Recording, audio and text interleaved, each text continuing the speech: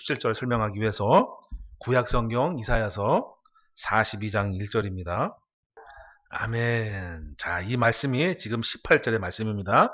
자, 이는 선지자 이사야로 말씀하신 바, 보라, 나의 택한 종, 곧 내 마음에 기뻐하는 바, 나의 사랑하는 자로다. 내가 내 성령을 줄 터이니 그가 심판을 알게 하리라. 라는 말씀이에요. 이것은 아버지가 아들을 염두에 두고 하신 말씀입니다. 그래서 내가 내 성령을 줄 터이니라는 말씀에서 내가는 여호와 하나님을 이제 의미한다라고 이렇게 보시면 되겠습니다. 자, 그래서 첫 번째로 여러분에게 말씀드리고 싶은 건 우리 예수님도 사역을 하실 때 막무가내로 자기 임의로 사역을 하신 게 아니라 여호와 하나님께서 명하시고 여호와 하나님께서 계획하신 대로 사역을 하셨다라는 거예요. 그래서 구약에 이런 말씀이 있는 거예요. 그 예언의 말씀을 예수님이 성취하신다 이거예요. 그래서 첫 번째는 우리 예수님도 법을 준수하시고 법을 지키신다. 하지만 법의 진정한 그 목적을 알게 해주시는 뜻이 더 크시다라는 거예요. 아시겠죠? 자, 그래서 첫 번째는 우리 예수님도 구약에 예언하신 말씀을 다 지키시고 본을 보이신다 이렇게 이해하시면 되고, 자, 두 번째로는 뭐냐?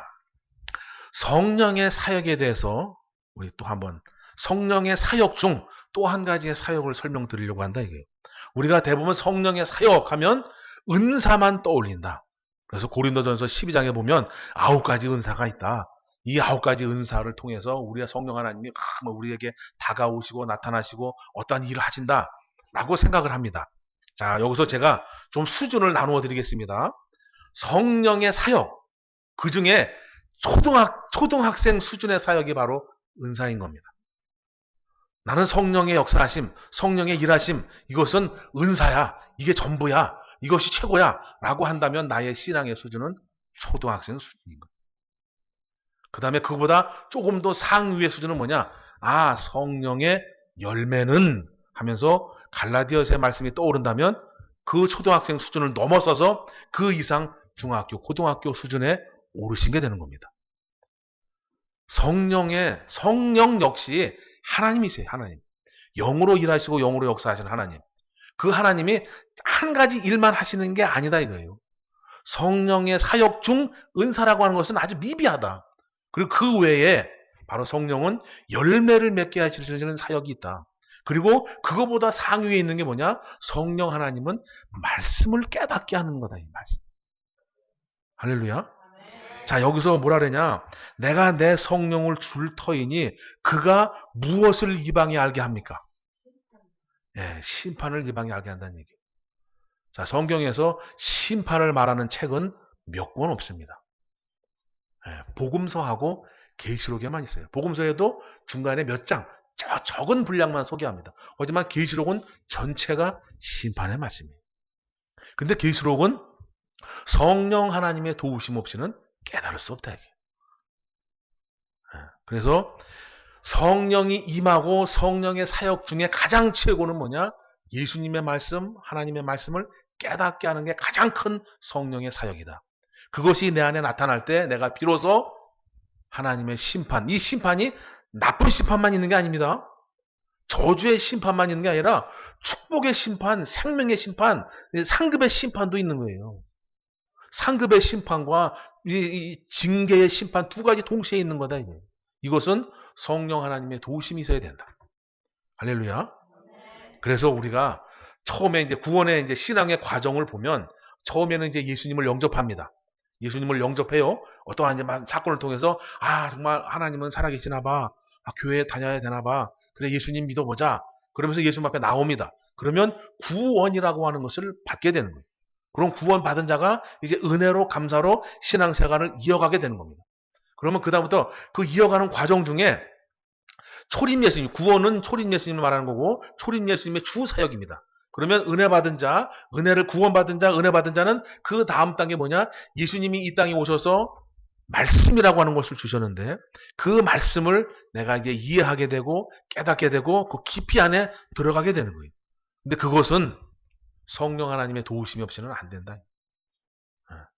내가 내 생각을 가지고 내 학식을 가지고 성경을 보고 깨닫는 것과 성령 하나님의 도우심으로 성경을 보고 깨닫는 것은 엄연하게 다릅니다.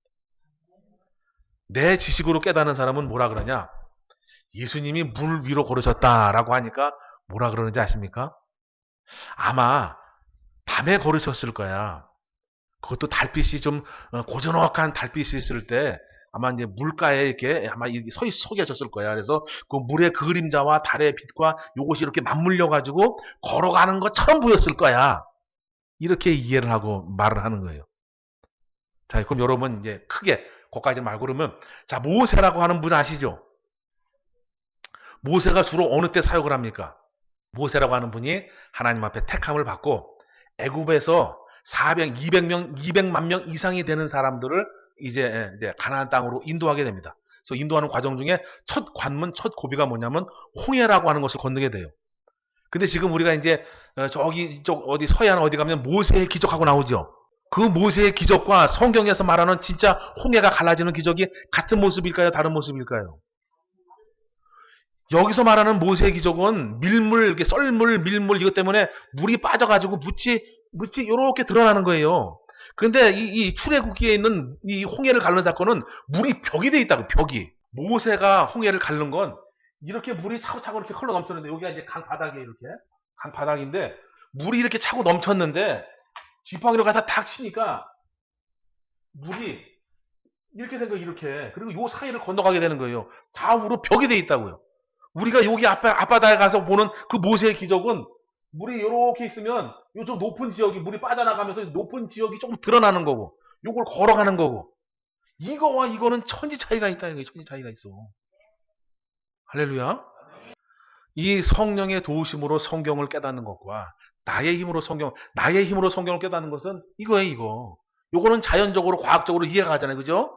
아, 달이 이렇게 중력에 의해서 쫙 당겨가지고 물이 빨려나가가지고 높은 곳이 드러나는구나. 아, 그래요. 그건 사실이요. 이게 이제 나의 학식으로 깨닫는 거고 이것은 나의 학식이 아니죠. 어떻게 물이 이렇게 벽이 되냐고요. 그리고 바람이 쫙 불어가지고 여기가 마른 땅처럼 된다고요.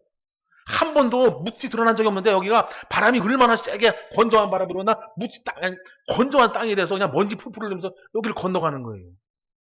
그래서 성령의 도우심으로 보면 이것이 믿어지고 깨달아진다 이거예요. 그렇지. 하나님이신데 왜 못해? 하나님이신데 왜 못해? 나의 생각으로는 이 방법인 것 같지만 하나님은 이 방법이시다. 그래서 성령의 도우심으로 성경을 보는 것과 사람의 방법으로 성경을 보는 것은 깨달음의 차이가 극명하다. 이게 극명해요. 그래서 저와 여러분은 성령의 도우심으로 성경을 깨달아 보시기를 원합니다.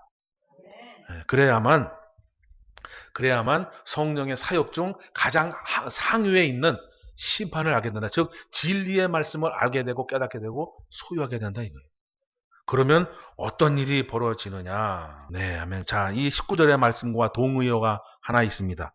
어디에 있냐면 요한복음 3장 8절입니다. 자, 성령으로 난 사람. 자, 성령의 은사가 강하게 나타나는 사람이 지금 현재 이 19절 말씀과 요한복음 3장 8절의 말씀과 동일할까요? 다를까요? 은사가 강하게 나타나는 사람, 자기 정체를 이렇게 싹 숨기면서 이렇게 탁 남을 높게 여기고 난 못 본 것 같아. 오히려 자기 홍보를 못해서 난리지. 여러분, 우리 주님이 기도할 때 어떻게 기도하라 그럽니까? 우리 주님이 여러분에게 이렇게 기도하라 하라고 할 때 어떻게 기도하라 그래요?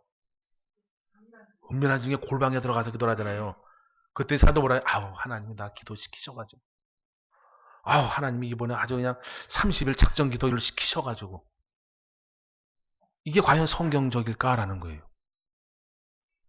어디 우리 주님이 그렇게 기도를 시키시는 분 아니지만 어떻게 나 이렇게 기도한다라고 막 홍보하고 다니라는 말씀이 어디에 있냐 이거예요. 응?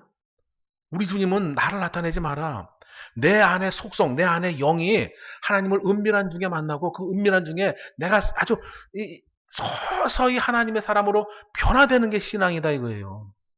어느 날 갑자기 뭐가 확 변화돼가지고 그냥 거지가 이렇게 막 귀부인이 되는 게 아니고 천천히 생활 습관을 고쳐가고 말투를 고쳐가고 억양을 고쳐가고 나의 삶을 조금씩 변화시켜 가는 게 신앙의 삶이다. 이 삶. 그래서 사람들은 성령의 역사하면 은사만 생각하니까 자꾸 자기를 나타내고 막 홍보하고 피하라고 이렇게 살아간다. 하지만 그 수준을 넘어가서 성령의 열매 단계까지 또 성령의 열매 단계를 넘어서서 성령을 통한 진리의 말씀을 깨닫게 되면 자기를 나타내지 않는다. 나타내지 않아도 누가 봐도 저 사람은 하나님의 사람으로 보이게 된다 이거예요. 이게 진짜 신앙이지 않겠습니까? 여러분 세상에서 자기 잘났다고 떠드는 사람 보면 예뻐 보입니까? 좀 거시게 보입니까? 그래서 우리 주님이 나에게 말씀의 전신갑주를 주면 그 전신갑주로 세상에 속해 살지만 세상과 더불어 살지만 그 안에서 구별된 삶을 살 수가 있는 거예요. 세상에 악한 것들이 나를 유혹하고 넘어들려도 나를 지킬 수 있는 것이다 이거예요. 그것은 말씀의 갑옷밖에 없다. 그래서 제가 여러분에게 간절하게 소원하고 바라고 원하는 것은 예수님의 말씀을 깨닫기를 기도하시고 성령 하나님으로 더 깊이 있게 깨닫기를 기도하시는 것이 제가 여러분에게 바라고 원하는 것입니다. 자, 20절 한번 보실까요? 상한 갈대를 꺾지 아니하며 꺼져가는 심지를 끄지 아니하기를 심판하여 이길 때까지 하리니 또한 이방들이 그 이름을 바라리라 함을 이루려 하심이라 그래요. 상한 갈대를 꺾지 않는다, 꺼져가는 심지를 끄지 않는다라는 거예요. 이 이야기는 은혜 시대는 내가 기다려주고 참아주겠다는 얘기예요. 모든 걸 용서해주겠다라는 얘기가 아닙니다. 나의 믿음을 나의 하나님 앞에 왔을 때 점과 흠이 많고 죄가 많은 이것을 용서해주겠다라는 얘기가 아니고 기다려주겠다라는 얘기예요. 여러분의 심령이 죄의 속성이 남아있으면 심판이 내 앞에 있게 되는 날 그 심판을 피해갈 수가 없다. 그래서 여러분이 성경을 가만히 이렇게 묵상하시면서 보시면 이런 부분이 내가 연약한 부분이고 이런 부분이 내가 좀 하나님 앞에 죄스러운 부분이고 이런 부분은 정말 죄고 이것을 명확하게 이해하시게 됩니다. 그러면 그때 비로소 그것을 멀리하게 되시는 거예요. 할렐루야. 하나님이 기도했던 이거 멀리해라, 하나님이 기도했던 저거 해라 이렇게 시키시는 분이 아니다 이거예요. 여기 다 써놓으신 분이지 시키시는 분이 아니다. 할렐루야.